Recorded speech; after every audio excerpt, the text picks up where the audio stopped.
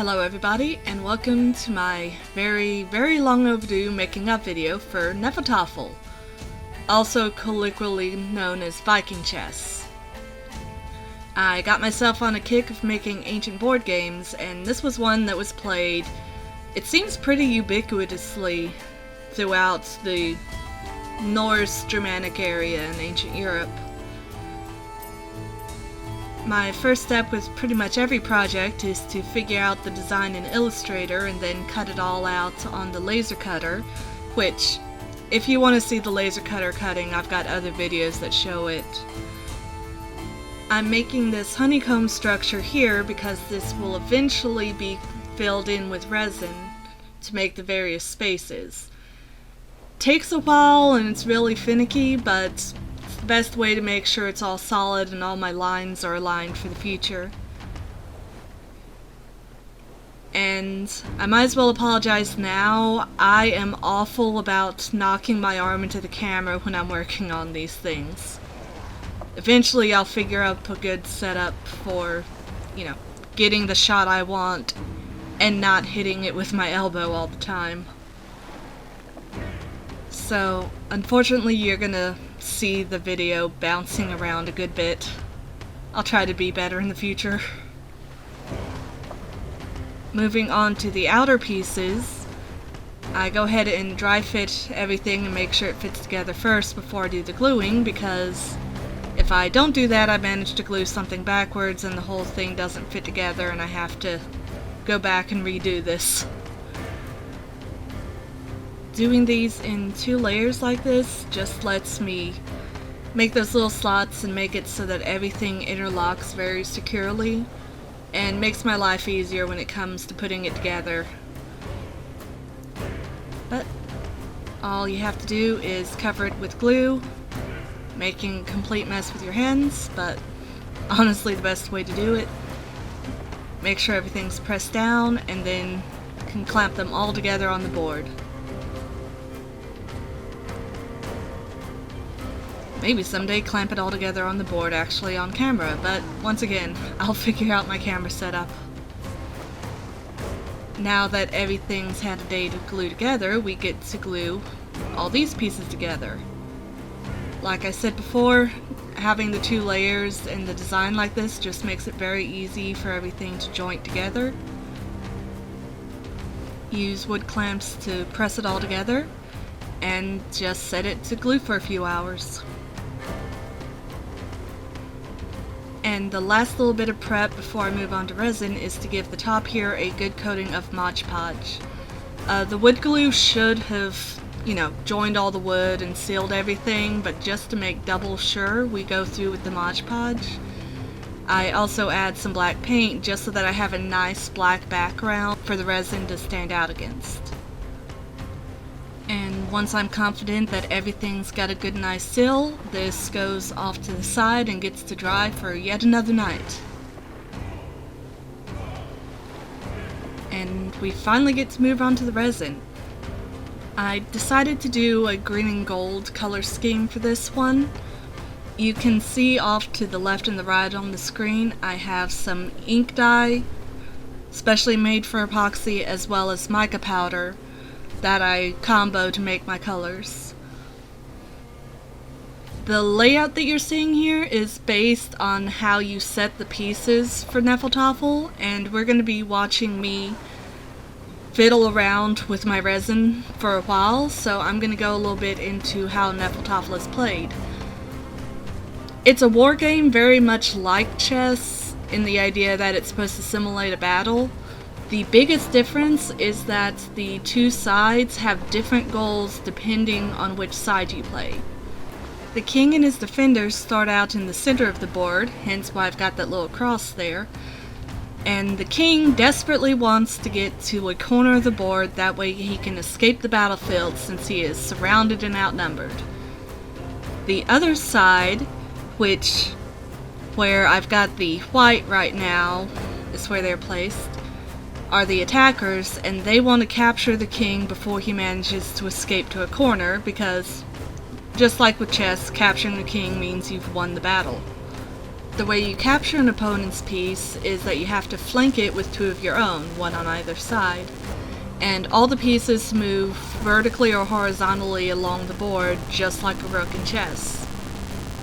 I'm doing a lot of comparing this to chess just because the basic idea behind it is very similar to chess, and chess is a game that most people would probably be at least a little bit familiar with.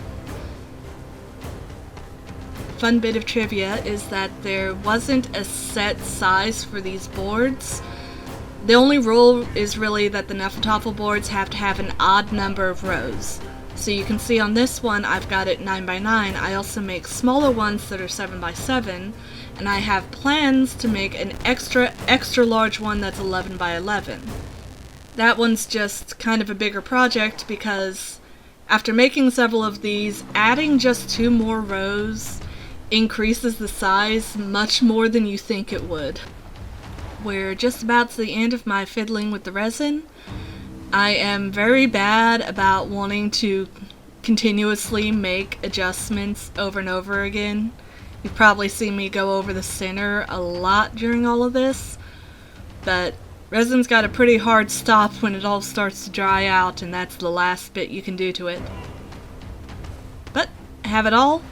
Find a little bit of gold to make those sections distinct, and gotta put it down and let it set. Several hours later, everything just gets one good layer with clear resin, just to make sure that the board's going to be set and even. Just spread it all out, make sure all the corners are on there. Did this the next day, and you can see the sun was setting, so everything looks very angelic and bright and halo-y with the light shining through the window. Since this is open air, just hitting it with the heat gun is enough to take care of the bubbles. And again, next day. This project takes so long because you have to wait a day for a lot of steps to dry. It's time to add the veneer. Veneer's your go-to method for making everything look very fancy and finished, while at the same time not making your wallet cry the way that solid walnut would. I love walnut, but it's so expensive. But all you've got to do is give everything a good layer of glue, put the veneer down. You can see here I was making these 2 at a time because I like assembly lining it. Got some old foam to make sure there's even pressure, and we just clamp everything down. And do make sure that the veneer hasn't slipped off so that you're going to be showing bare wood underneath it. Time skip once again, and I forgot to show me trimming all the veneer, but pretty simple and straightforward. Just went in with a box cutter and cut off the overhang I'd made, and then I used my little sponge sander to sand all my corners. And now that the board's done, we get to move on to the pieces. Pieces are also made out of resin. I'd made that mold back there a while ago, and you can find plenty of videos on mold making, but I just started out. What I was doing before was I took a little bit of mica powder and mixed it with water and used that to sort of draw on little splotches and lines. I found that works the best way because the mica powder actually melts into the resin. Like if you tried to use paint or something, it'd be paint. You'd be able to scratch it off with your finger. The mica powder lets you draw on actually distinct lines and whatever you want to do, while at the same time you don't have to do another coat to give it all a good resin coating. And I'm making the pieces, I'm coloring them so that they're the same as where they're supposed to sit on the board initially. Once again, hitting the camera. And I found the best way to make it look very stone-like is to, if you've seen videos of people making counters, they call it a dirty pour. Basically, just don't fully mix it. Basically, you want to mix it almost none. You can see here that I'm just using a toothpick to drag the green through.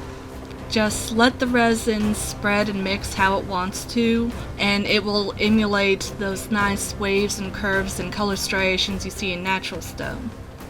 Put the tops on so that I can have a flat bottom.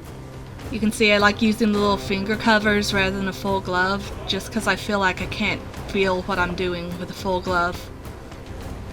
And anyone who does resin will tell you that you need a pressure pot. Only way to prevent bubbles from clinging to every little nook and crevice and corner in your project. It's an investment, but if you're going to do a lot of resin, you need to do the investment. I fill it all to about 42 psi, and again, another day later, we can pull the tops off and the pieces are ready to pull out. A little bit of wiggling, and there they are. Off camera, I used just a box cutter to trim the edges from the mold off, and the very last step is just some golden acrylic. Paint it on, wipe it off, it stays in the crevices, and we can see our pretty Valkyrie. And that's it.